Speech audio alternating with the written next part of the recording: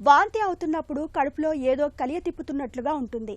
లోపల ఉన్నదంతా పైకి తన్నుకొస్తున్నట్టు, పేగులన్నీ లుంగలు చుట్టుకుపోతున్నట్లుగా ఏదో తెలియని బాధ, వికారం వేధిస్తాయి. నిజానికి వాంతిని ఒక రకంగా మనల్ని కాపాడే ప్రక్రియగా చెప్పుకోవచ్చు. చెడిపోయిన ఆహారం తినడం, కలుషితమైన నీటిని తాగడం మూలంగా బ్యాక్టీరియా, వైరస్ల వంటివి మనకు తెలియకుండానే జీర్ణకోశంలోకి చేరిపోతుంటాయి. ఇలాంటి వాటిని మన శరీరం వాంతి రూపంలో తొలగించుకోవడానికి ప్రయత్నిస్తుంటుంది. చాలా సందర్భాల్లో జరిగేది ఇదే.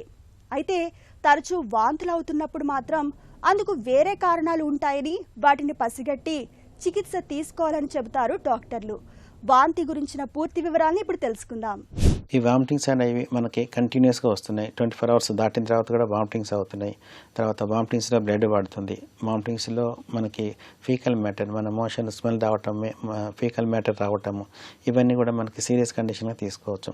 ఇదే కాకుండా మనకి ఆయాసం రావటము, తర్వాత బీపీ డౌన్ కావటము, టెంపరేచర్ ఎక్కువ ఉండటము, నెక్స్ట్ స్టిఫ్నెస్ ఉండటము, ఈ వామిటింగ్తో కూడా ఇవన్నీ సిమ్టమ్స్తో వామిటింగ్స్తో పాటు వస్తున్నట్లయితే ఇది సీరియస్ కండిషన్గా మనం ట్రీట్ చేసుకొని మనం హాస్పిటల్ వెళ్ళటం, డాక్టర్ సలహా తీసుకోవటం అవసరం. పేషెంట్ కనుక ఫస్ట్ వామిటింగ్స్తోనే మా దగ్గరికి వచ్చినప్పుడు ఫస్ట్ మేము హిస్టరీలో అడుగుతాం, ఏమి తీసుకున్నారు, ఫుడ్ ఏమి తీసుకున్నారు, ఈ కారణంలో ఏ డాక్టర్ ఎప్పుడైనా కూడా ఒక పేషెంట్ ఒక సిమ్టమ్తో వచ్చినాకే ఫస్ట్ మేము ఫైండ్ అవుట్ చేస్తాం, కాజ్ ఫైండ్ అవుట్.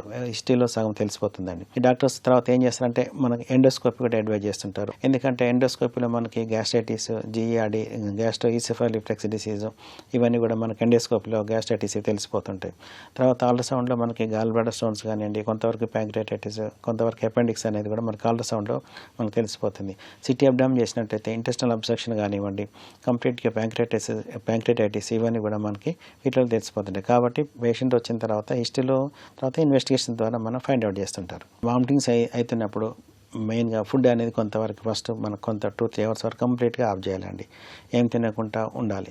తర్వాత కొద్దిగా అయిన తర్వాత అంటే కొంత ఎప్పటికీ కూల్ అయిన తర్వాత బాడీ సిప్ ఆఫ్ వాటర్స్, అంటే ప్లెయిన్ వాటర్ కానివ్వండి, అల్లంతో కూడిన వాటర్ కానివ్వండి, లెమన్ వాటర్ కానివ్వండి, తీసుకోవటం వల్ల మనకు వామిటింగ్ సెన్సేషన్, వామిటింగ్ అనేది తగ్గించుకోవచ్చు.